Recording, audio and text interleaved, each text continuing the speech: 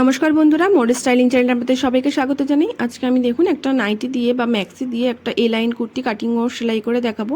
আপনারা যে কোনো ধরনের নাইটি নিতে পারেন, নতুন পুরনো এ লাইন কাটের নাইটি, গোল গলা নাইটি, যে কোনো ধরনের নাইটি নিতে পারেন।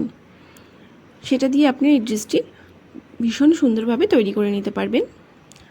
তো দেখুন, ফার্স্টে আমি নিচের দিক থেকে যেদিকে আমার সেলাই করা আছে মুড়ে, সেদিকটা আমি স্কেল দিয়ে সোজা করে দাগ দিয়ে নেব।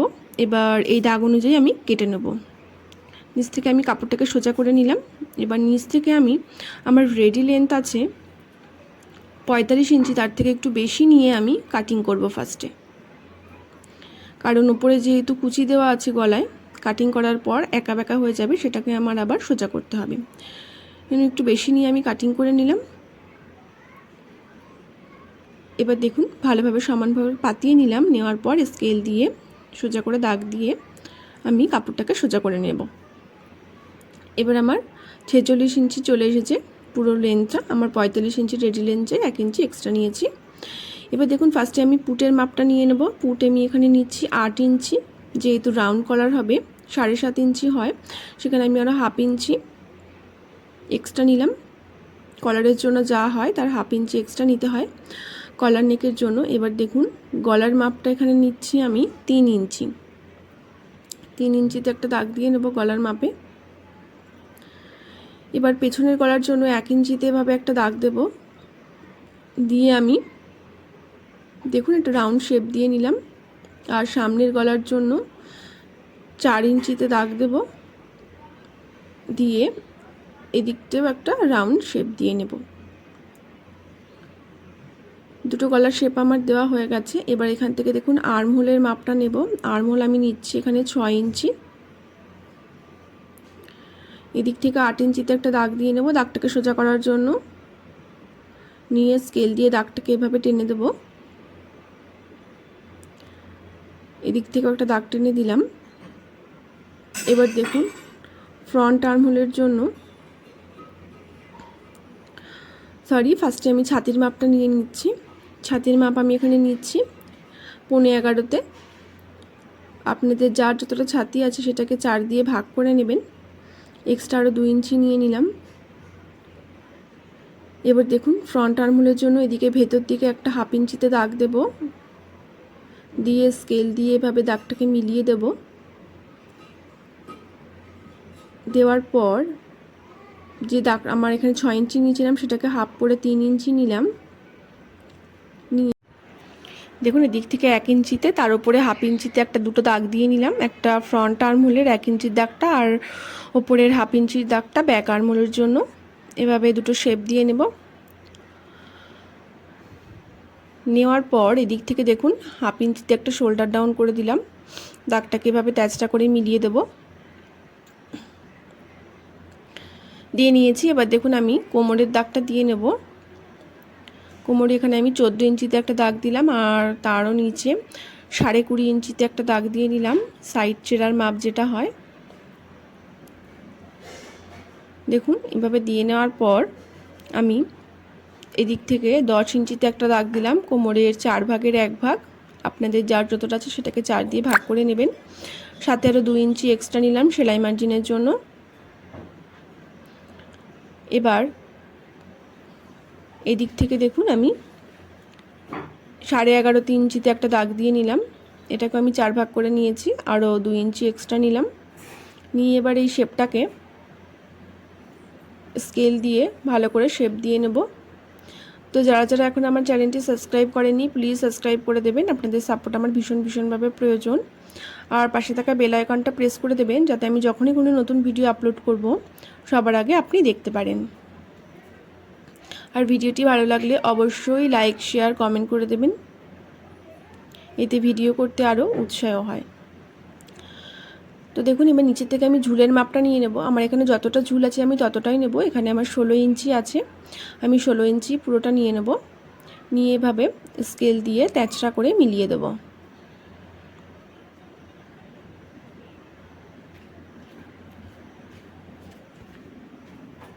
এবার এদিক থেকে 1 ইঞ্চি উপরে একটা দাগ দিয়ে নেব।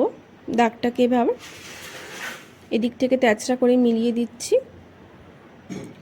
দিয়ে একটা রাউন্ড শেপ দিয়ে নেব। আপনারা এটাকে 1.5 ইঞ্চি বা 2 ইঞ্চিও তুলতে পারেন। এবার এই দাগ বরাবর আমি কাটিং করে নিচ্ছি। কাটিং করে নিলাম। এবার যে শেপ বরাবর দাগগুলো সব দিয়েছিলাম আমি পুরোটা কাটিং করে নেব। দেখুন অফ ক্যামেরায় আমি কাটিং করে নিয়েছি। এবার আমি এই আর্মহোলের দিকে ফিটিংসের দাগটা দিয়ে দিলাম, আর এদিকে কোমরে যে দাগটা দিয়েছিলাম সেখানে একটা ছোট কাট লাগিয়ে দিলাম, আর সাইডটার এখানেও আমি ছোট একটা কাট লাগিয়ে দিলাম। দিয়ে নেওয়ার পর মিডিল থেকে আমি ব্যাক পার্টটা তুলে নেব।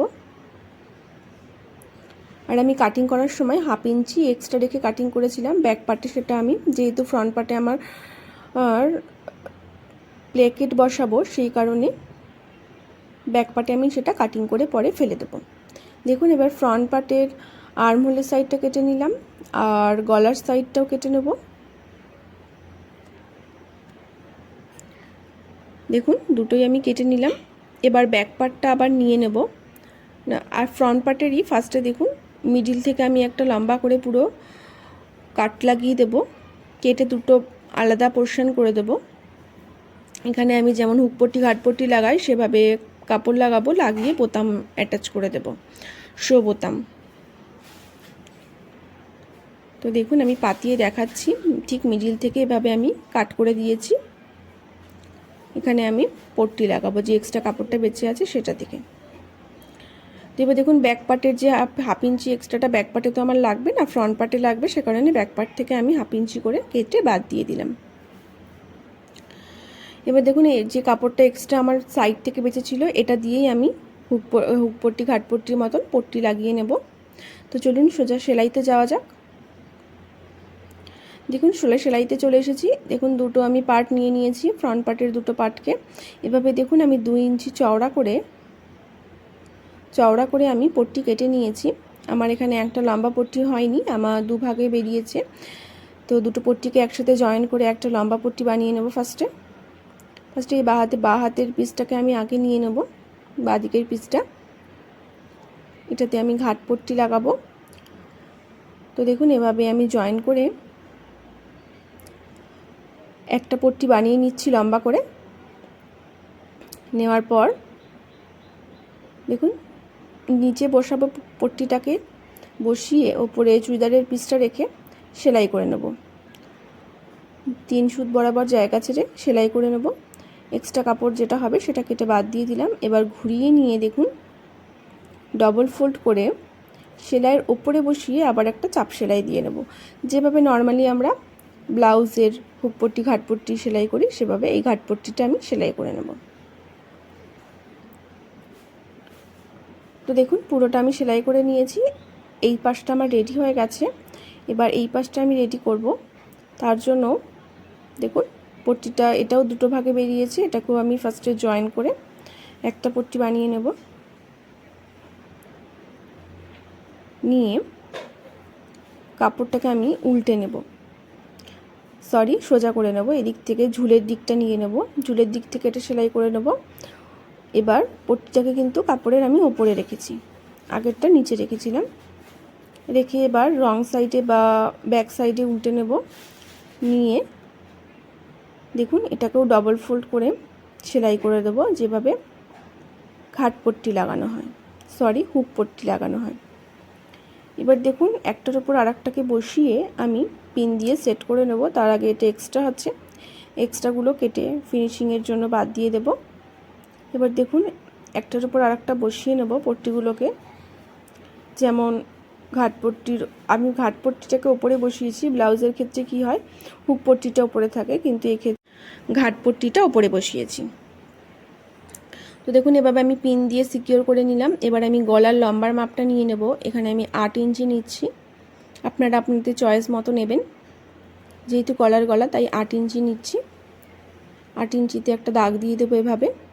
এবার এই যেখানে দাগটা দিলাম সেখান থেকে কিন্তু আমাদের সেলাইটা শুরু হবে, তার আগে থেকে কিন্তু সেলাইটা শুরু হবে না।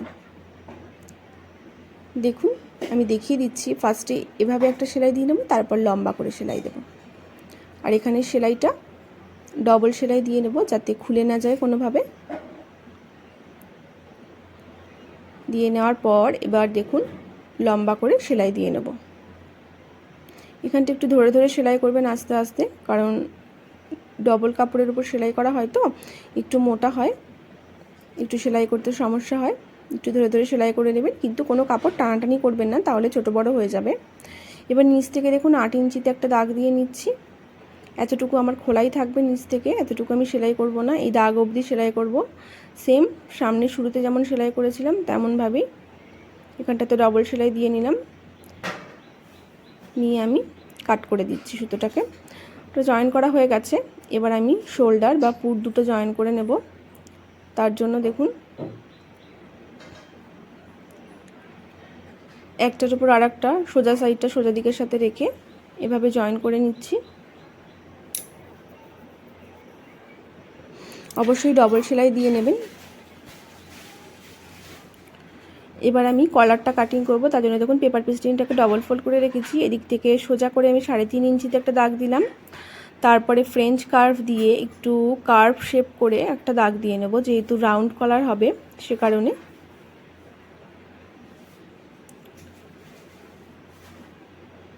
তো দেখুন এবার আমি 9.5 ইঞ্চিতে টেপটা বসিয়ে এভাবে একটা দাগ দিয়ে নেব। আপনাদের যার যতটা কলার হবে তার হাফ করে নেবেন। আমার এখানে 19 ইঞ্চি ছিল, তাই আমি 9.5 ইঞ্চি নিলাম হাফ করে। এবার 1 ইঞ্চি বরাবর একটা করে দাগ দিয়ে দেব। দাগ বরাবর আমি রাউন্ড শেপটা করে দেব। আপনারা চাইলে 1.5 ইঞ্চিও দিতে পারেন,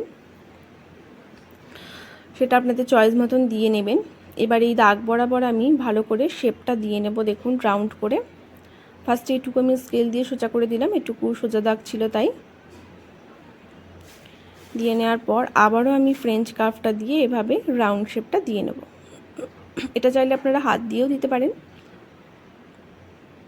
দেখুন এভাবে একটু রাউন্ড করে দেবেন যাতে দেখতে সুন্দর লাগে। দিয়ে নেওয়ার পর এই সাইডটা আমি একটু রাউন্ড করে দিলাম, আর উপর সাইডটা সোজা থাকবে। পুরো সোজা না রেখে একটু রাউন্ড করে দিলাম যাতে দেখতে ভালো লাগে। তো দাগ বরাবর দেখুন আমি কাটিং করে নিলাম। এবার আমি এটাকে কাপড়ের ওপর বসিয়ে নেব, আর এক্সট্রা কাপড়টা আছে অল্প পরিমাণে, এটাকে আমি কেটে দুভাগে করে বসিয়ে নেব। তো দেখুন এটাকে আমি আয়রন করে আর পিন দিয়ে সেট করে নিয়েছি। এর নিচে আর একটা কাপড় আছে, ডবল ফোল্ড করে রেখেছি। রেখে এই উপর দিকটায় না, এর নিচের দিকটায় আমি সেলাই করে নেব একদম পেস্টিংয়ের গা বরাবর। ফার্স্টে এই দিক থেকে সেলাইটা শুরু করব। দেখুন দিক থেকে সেলাইটা শুরু করে আমি এভাবে দেখুন পেস্টিংয়ের গা বরাবর সেলাই করে নিচ্ছি। নিচেও কিন্তু আমার আরেকটা কাপড় আছে, তো এক্সট্রা কাপড়টা আমি কেটে বাদ দিয়ে দেব, আর এভাবে ছোটো ছোটো কাট লাগিয়ে দেব যাতে উল্টালে ভালোভাবে বসে যায়।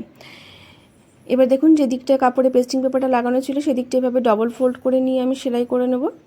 সরি, ডবল ফোল্ড না, একবার ফোল্ড করেই আমি সেলাই করে নেব পেস্টিং পেপারের উপর বসিয়ে। তারপর আমি এবার ভালো করে সেলাই করে নেওয়ার পর কলারটাকে উল্টে সোজা দিকটা এনে ভালো করে প্রেস করে দেব, ভালো করে যাতে কলারটা বসে যায়। দেখুন প্রেস করে দিয়েছি আমি, দেখতে পাচ্ছেন কলারটা কত সুন্দর এখনই বসে গেছে।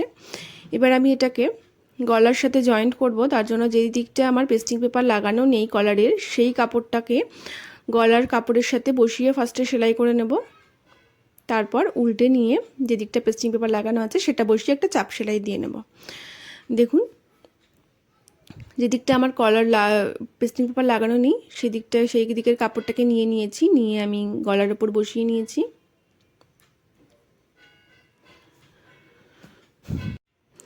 দেখুন ভালোভাবে এইভাবে সেলাই করে নেব ধরে ধরে, আর কোনো কাপড় টানাটানি করবেন না, তাহলে ছোটো বড় হয়ে যাবে।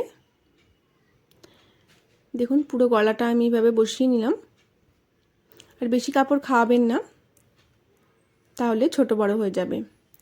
এবার দেখুন উল্টে নিয়ে আমি যে দিকটা পেস্টিং পেপার লাগিয়েছিলাম সেদিকটা কাপড়ের ওপর বসিয়ে ওপর থেকে একটা চাপ সেলাই দিয়ে নেব, তাহলে আমার গলাটা রেডি হয়ে যাবে।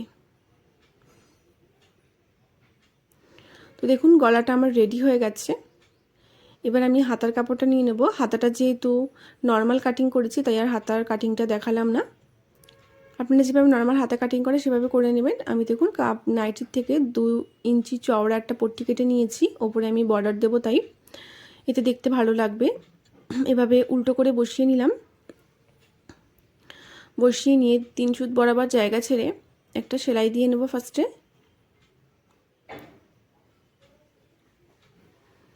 দিয়ে নেওয়ার পর এভাবে যে এক্সট্রা সেলাই কাপড়টা করেছিলাম তার উপরেও একটা চাপ সেলাই দিয়ে নেব যাতে ভালোভাবে বসে কাপড়টা।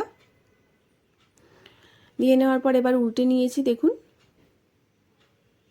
দিয়ে এভাবে একবার ফোল্ড করে এর উপর থেকে একটা সেলাই দিয়ে নেব।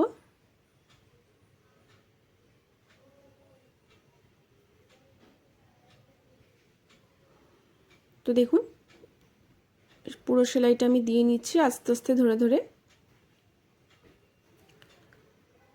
দেখতে পাচ্ছেন হাতাটা কতটা সুন্দর লাগছে, সেট করার পর পুরোপুরি আরও সুন্দর লাগবে। সেমভাবে আমি আরেকটিও তৈরি করে নিচ্ছি। দেখুন দুটো সেমভাবে তৈরি করে নিয়েছি। এবার আমি হাতাটা জয়েন করব, তার জন্য আর্মহোলের সাইডটা পাতিয়ে নিয়েছি আর হাতাটাকে এভাবে ডবল ফোল্ড করে মিডিলে একটা ছোট্ট কাট লাগিয়ে দেবো। এই কাটটাকে আমি যেখানে শোল্ডার জয়েন করেছি সেখানে বসিয়ে এভাবে এদিক থেকে সেলাই করে দেব। আবারও ঘুরিয়ে নিয়ে আমি এদিক থেকে একটা সেলাই করে দেব। এভাবে আমার হাতাটা জয়েন করা হয়ে যাবে পুরোটা, আর তারপরে আরেকবার ডবল সেলাই দিয়ে নেব। দেখুন হাতাটা আমার জয়েন্ট হয়ে গেছে। সেমভাবে আমি আরেক দিকের হাতাটাও জয়েন করে নিয়েছি, দেখতে পাচ্ছেন। এবার আমি উল্টে নিয়ে ফিটিংসের সেলাই দুটো এদিকেও আর এদিকেও ফিটিংসের সেলাই দিয়ে নেব, আর নিচে ঝুলের দিকেও আমি ডবল ফোল্ড করে সেলাই দিয়ে নেব দুদিকেই। দিয়ে নেওয়ার পর দেখুন আমার রেডি হওয়ার পর কতটা সুন্দর লাগছে দেখতে। ভিডিওটি যদি কারো ভালো লেগে থাকে অবশ্যই চ্যানেলটি সাবস্ক্রাইব করে দেবেন আর পাশে থাকা বেল আইকনটা প্রেস করে দেবেন।